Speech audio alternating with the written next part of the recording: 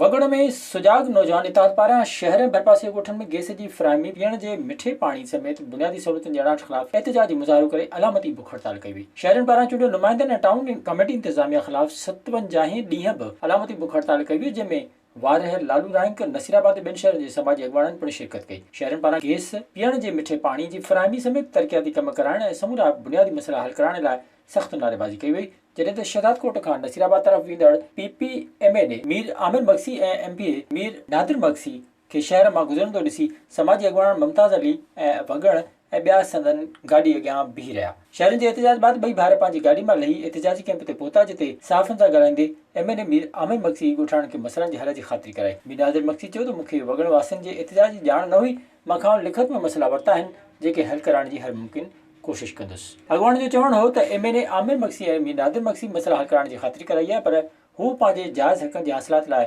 एहतजाज जारी रखंदा। विज़िट कयो अवामी आवाज़ मीडिया ग्रुप जी वेबसाइट awamiawaz.pk